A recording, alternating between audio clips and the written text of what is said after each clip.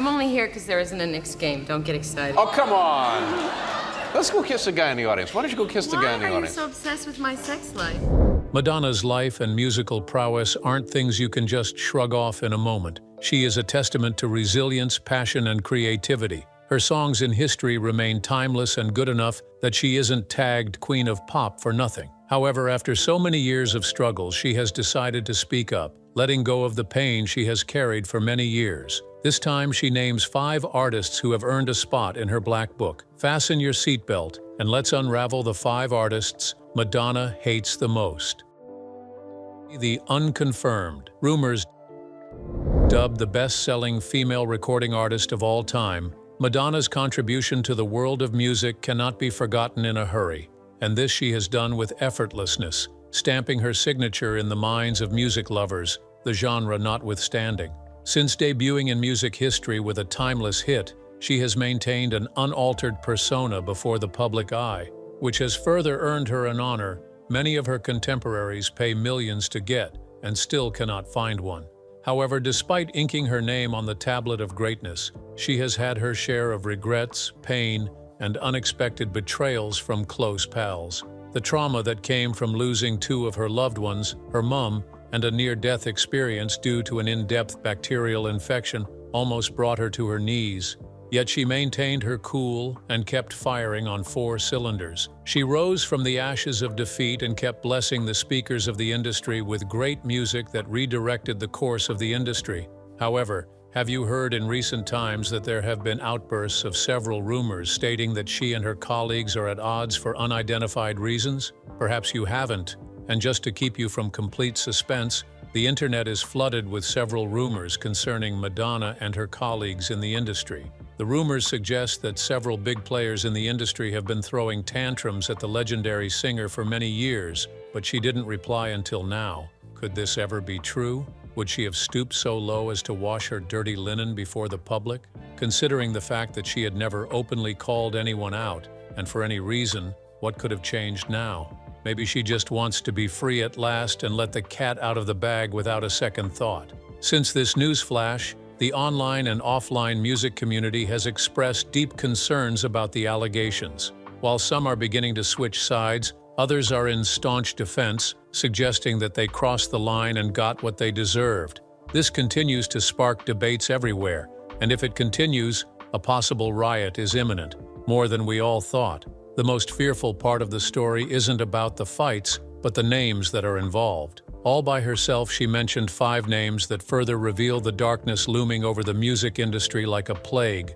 Why did she choose to speak now, having held it for so long? Was there a formal altercation, or perhaps an outright outburst? We will get to know soon. The story gets more interesting as everyone is asking to know who she mentioned. Could it be Beyoncé, Katy Perry, or the influential Rihanna? We will find out. Stay tuned as we unveil the details gradually, but before then, let's take a good look at the life of Madonna. Silent journey into popularity. The groundbreaking entry of Madonna into the spotlight isn't as simple as many allege it to be, but records a journey of endless struggles, tireless pursuit, and proactiveness. She didn't take the industry by surprise. She worked hard night after night, and at some point, she made studio sessions her dinner time. Madonna's rise into the corridors of fame began at an early age. Her dad, Kick, started a passion that later blessed billions around the world, and she couldn't be less grateful for the opportunity he provided her. When she was still young with her parents, her father enrolled her in classical piano lessons, and from there she began to sense the need to pursue music. Although she didn't spend all her time in those lessons, they opened the door to her becoming a music artist. After going through piano lessons for some years, she decided she was going to try something different. She convinced her father to buy into the idea of taking ballet lessons, and after several back and forths with that decision, he succumbed to her wish. Christopher Flynn, her ballet teacher, convinced her to pursue a dance career, and when she saw that she had a knack for music, she didn't hesitate to follow that route. Madonna later attended Rochester Adams High School, and it began to make sense to her that there was something about music that she had yet to fathom. In Rochester, she became a straight-A student who wasn't only bright, but also found herself pilfering her way into the cheerleading squad. of which she was a member. After bowing out from the University in 1976, she received a dance scholarship to the university. She studied over the summer at the American Dance Festival in Durham, North Carolina. Little did she know that she was getting closer to a place that would later change the course of her life. 2 years after she enrolled in college, she dropped out in 1978 and relocated to New York City, the city that fueled her passion for becoming a singer. Her move to New York became a turning point in her life, and she had this to say in one of her interviews: "It was the first time I had ever taken a plane, the first time I had ever gotten into a taxi cab. I came here with $35 in my pocket. It was the bravest thing I had ever done." Sooner than she expected, her life in New York began to align with her purpose. She got an apartment in the Alphabet City neighborhood of the East Village, moved in, and began to live life in the best way she could. She secured a job as a hat check girl for the Russian Tea Room, an elevator operator at Terrace on the Park, and managed to save some money as a worker in both places. Additionally, she earned money from a dance group called Modern Dance Troupe. From there, she enrolled in dance classes at the Alvin Ailey American Dance Theater, which gave her a platform to perform with the Pearl Lang Dance Theater. She also studied dance under the tutelage of notable American dancer and choreographer Martha Graham, who guided her along the path to becoming a successful dancer. With the passing of each new day, recommendations became her dwelling place, and in no time she earned several spots as a backup dancer for established artists. One night, when she was returning from a successful rehearsal, she was held at knife point by a pair of unknown men who forced her to perform fellatio. Helpless at that point, she obliged and performed so well that she got fed up with everything. After several days, she had something to say about the incident. "I found the incident to be a taste of my weakness. It showed me that I still could not save myself in spite of all the strong girl shows. I could never forget it." Shortly after, in 1979, she became emotionally connected to musician Dan Gilroy, and what was supposed to remain a professional relationship soon transcended into romance. However, this didn't stop her from auditioning as a backup singer and dancer for Patrick Hernandez, a French disco artist who was making waves at the time. From here, her journey into fame came closer gradually, and before anyone could say jack, she ran as fast as her legs could carry her. Career struggles. Today, everyone celebrates a cultural icon in the person of Madonna, but only a few know how she became that worldwide sensation. Madonna, who has proven beyond doubt that she is deserving of every accolade, didn't attain that status by wishing. She worked 10 times harder than most of her colleagues, and so it would have been unfair if nature and the industry did not reward her. Her impact spans both the 20th and 21st centuries. She has become the subject of various scholarly, literary, and artistic works, as well as a mini-academic subdiscipline, which has been a blessing to lives all around the world. During the time she had a brief stop with Hernandez's troupe, she traveled to the eastern part of the world, particularly Tunisia, before returning to New York City in August 1979. Shortly after, she moved into an abandoned synagogue where Gilroy lived, and they both practiced together. As time went on, Madonna was seeing the proof of late-night rehearsals. Together, they formed their first band, The Breakfast Club, performing some of the songs they wrote together. Madonna, at this time, was a professional singer who also played guitar, a skill she had developed over the years without the pride and inconsistencies that often accompany learning. While with the band, Madonna took a job as a hat check girl at the Russian Tea Room. In 1980, she parted ways with the Breakfast Club along with her then-boyfriend Stephen Bray, and together they built up another band called Emmy and the Emmys. The adventure wasn't an easy one, but they pulled through despite the odds it presented. Again, it was an opportunity for the duo to rekindle the lost fire that existed before they parted ways with the Breakfast Club. They moved into music in Manhattan and began exploring their roots in writing songs together, and within a short while, they released a 4-song demo tape in November 1980. Though the reception was massive, they didn't spend much time again as a duo. Madonna left a few months later on the basis that she wanted to pursue her career as a solo artist. In 1981, Camilla Barbone, who ran Gotham Records in the music building, saw the need to sign Madonna, and after weighing all options, he made the decision, and they both signed a contract. He became her manager, leading her to some of her initial gigs until February 1982. Madonna took off into the streets looking for ways to at least give her songs airplay on different platforms. She frequented nightclubs, bargaining with several disc jockeys to play her demo. Soon enough, DJ Mark Kamins at Danceteria took an interest in her raw talent, and they began dating. He loved her to the point that he could literally break the bank just to give her the best life. Within a short while, he arranged a meeting with Madonna and Seymour Stein, the president of Sire Records, a subsidiary of Warner Brothers Records. The meeting went well, and Madonna signed a deal for 3 singles with an option for an album. Kamins later produced her debut single, Everybody, which was released in 1982. The reception was encouraging, and for the first time, Madonna performed the song at Danceteria. In February 1983, she promoted the single with nightclub performances in the United Kingdom. Gradually, her tentacles began to spread globally, and her fan base grew spontaneously. In March 1983, she released her second single, the double-A side, Burning Up and Physical Attraction. It became a hit, reaching number 3 on Billboard magazine's Hot Dance Clubs chart.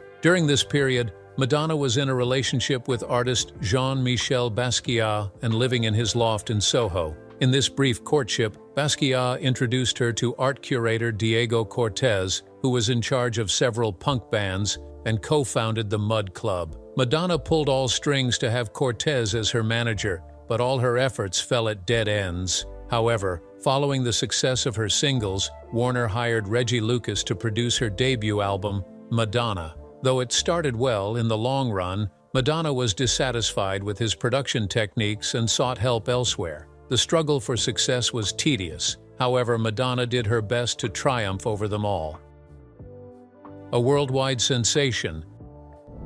With the passing of every new day, Madonna drew closer to her international breakthrough, but somehow she couldn't put her finger on why she couldn't finally hit the mark. This became a concern to her, but she kept moving, knowing that it wouldn't be long before she would be honored for every bit of sacrifice she contributed. Finally, the light of success began to shine on Madonna, and in no time, she became the star of the moment. In 1984, she gained more exposure with her mind-blowing performances on American Bandstand and Top of the Pops. It was a moment she had longed for, and as it came, she couldn't be less grateful. Her stage presence and music videos influenced many young girls, and she was dubbed the Queen of the 1980s. Soon, her fashion trends became the template for contemporary dressing all over the world. Her fame continued to skyrocket globally, and with the release of her second studio album, Like a Virgin, in November 1984, her popularity became known to all and sundry.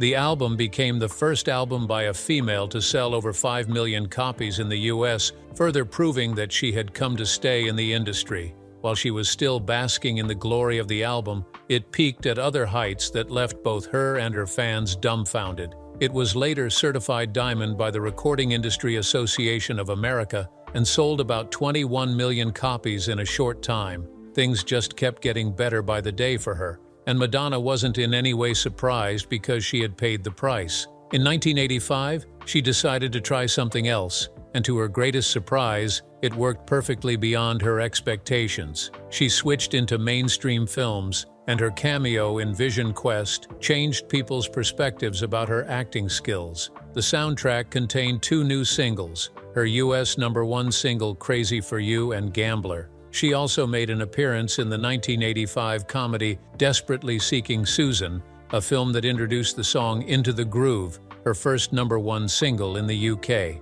In April 1985, Madonna embarked on her first concert tour in North America, the Virgin Tour, with the Beastie Boys as the opening act. It attracted many people all over the world, and that concert alone brought her to a point of worldwide notoriety. From May to August 1988, she made her Broadway debut in the production of Speed the Plow at the Royal Theatre. She kept that pace, and by January 1989, she signed a lucrative deal with Pepsi. However, 1998 came with a lot of changes for the superstar, which reflected in her album Ray of Light. That same year, she attracted accolades from the Guinness Book of Records, and they happily inked her name in their book. From 2000, Madonna's career sprang to greater levels, and her contemporaries and critics couldn't help but love her. In November 2005, she released her 10th studio album, Confessions on a Dance Floor. The album featured great singles, with Caulfield from Billboard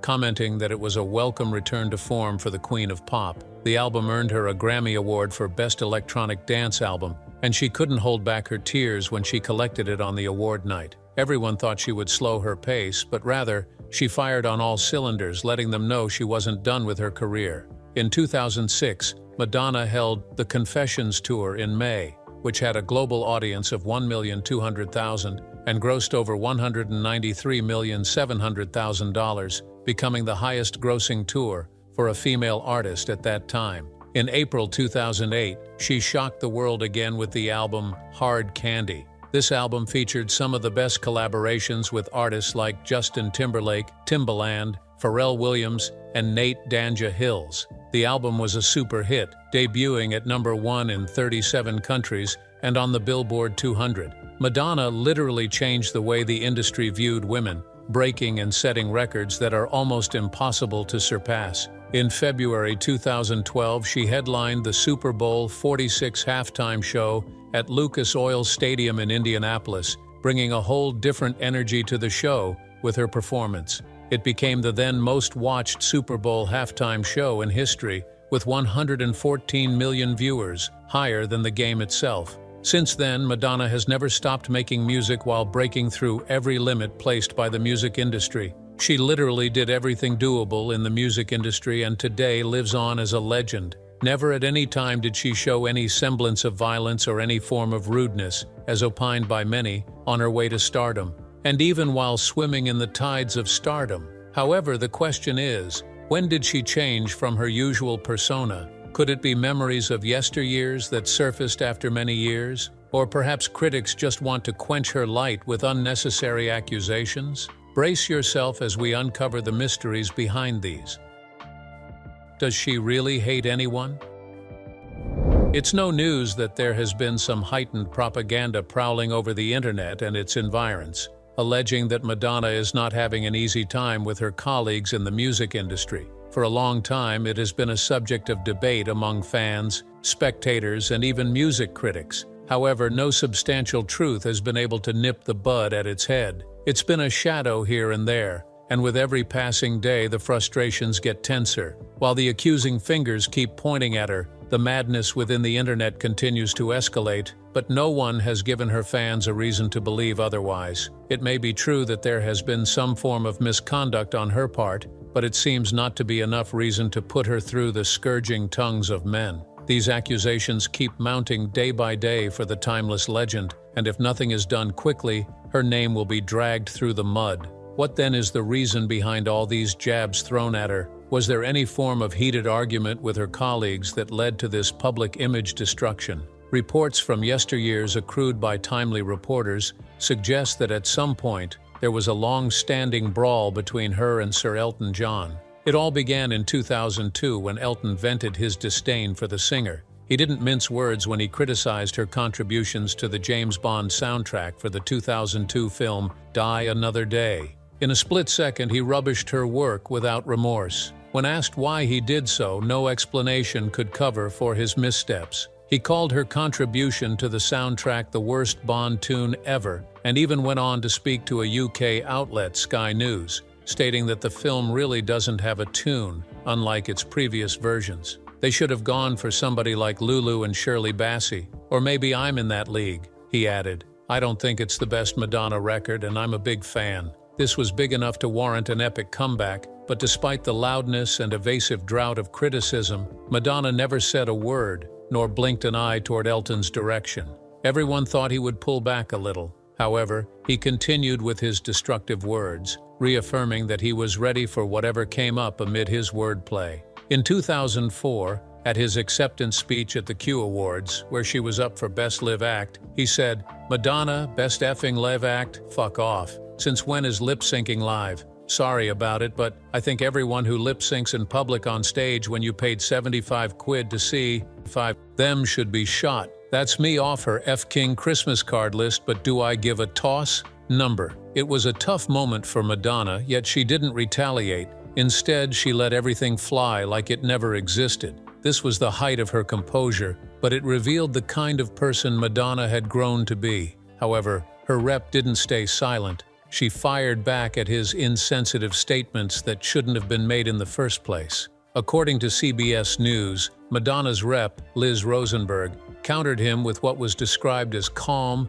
but penetrating words. Here is what she said: "Madonna does not lip-sync, nor does she spend her time trashing other artists. She sang every note of her reinvention tour live and is not ashamed that she was well paid for her hard work. Elton John remains on her Christmas card list, whether he is nice or naughty." In a twist of events after the back and forth of statements, Elton came back to his senses and apologized. He reflected on his remarks and understood that he was at fault and never meant to slander the singer in a way that garnered so much attention. In an interview with Rolling Stone, he pondered his actions and gave a sober reply that melted the hearts of many. "Maybe I shouldn't have said what I said, but you know what? Anyone would have thought that I had said I believed that Hitler was right or something. Madonna was probably the wrong person to choose to level the accusations at because there are far worse culprits. I kind of regret that. But you know what? I'm 57, and I've got to speak my mind. I have great respect for her as a relevant and pioneering artist," he added when asked whether he was still hoping to get a Christmas card from the Vogue singer. "I like Madonna, and I've had her come to my house for tea. She's probably hurt by what I said, but it was the British irreverence that was flying around the room. Do I regret saying that I don't think live music is about lip-syncing? Number. But do I regret having said Madonna's name? Probably, because she's one of the few who do it the least. But again, I think, well, I saw Shirley MacLaine, and I saw Liza Minnelli, Bette Midler, and Mick Jagger all run around for 2 hours singing. Contrary to what many had thought, he was only waiting for his apologies before he could take off again and continue from where he stopped. In 2012, months after his Globe Awards loss, he spoke with Molly Meldrum, reiterating his admiration for Madonna and revisiting the remainder of his previous comments. "Sorry, her career is over," he continued. "Her tour has been a disaster, and it couldn't happen to a bigger clout. She looks like a F-King fairground stripper. If Madonna had any common sense, she would have made a record like Ray of Light and stayed away from the dance stuff and just been a great pop singer. She makes great pop records, which she does brilliantly." This was the height of it all, but she never fired back at him. Instead, she maintained her stance of peace even after many years. 2025 came with a different story altogether as the duo finally buried the hatchet and put every past incident behind them. In April 2025, Madonna visited him backstage after his performance on an episode of Saturday Night Live. They snapped a photo together, and when she posted it, she captioned it, "We finally buried the hatchet." This goes a long way to show how Madonna manages her persona and how she could do anything just to be in the spotlight for the best reasons. Therefore, the propaganda regarding her and her colleagues feuding is simply false, but a plot disguised to tarnish the reputation she has worked so hard to build. Madonna was born in Bay City, Michigan, on the 16th of August 1958, to Roman Catholic parents Madonna Louise and Silvio Anthony Tony Ciccone. She grew up with her parents until the snatching hands of death took her mom away from her on the 1st of December 1963 when she was 5 years old. Madonna grew up in the suburbs of Pontiac and Avon Township, alongside her 2 older brothers and 3 younger siblings. After her mother's demise, her father married their housekeeper, Joan Gustafson, that same year, and life became a living hell for her, but she managed to pull through all the hardships. Madonna attended St. Frederick and St. Andrew's Catholic schools and West Middle School. This made her intentional in choosing what she wanted to do, and as nature had destined, she saw herself through the drowning hands of failure. She was married to actor Sean Penn from 1985 to 1989. By 1996, she became a mother, giving birth to 2 children with her lover and personal trainer Carlos Leon. Things eventually went south with Leon, and in 2000 she decided to spend her life with British director Guy Ritchie, but their relationship didn't last long. That same year, they split due to irreconcilable differences. She continued to move along with life, but her 50th birthday came with lots of trauma. which she would have tried to wave away if she had some superpowers. She had to deal with allegations suggesting that she had bypassed several laws while trying to adopt her son, David Banda, based on criteria not recognized by Malawian law. In February 2017, Madonna took a step further and adopted 4-year-old twins who connected with her. Estera and Stella became her heartbeat, and they have been living with her ever since. 2018 came with a lot of mixed reactions for her, and her tribute to the deceased Aretha Franklin sparked some controversies that she never bothered to entertain because she was hurt. She even once asserted that Franklin changed the course of her life. What do you think was the reason behind the accusations leveled at the golden singer Madonna about her hatred for some artists? Outro, let us know your thoughts in the comments, and don't forget to hit the like and subscribe buttons for more amazing videos like this. Before you go, watch the other videos on your screen.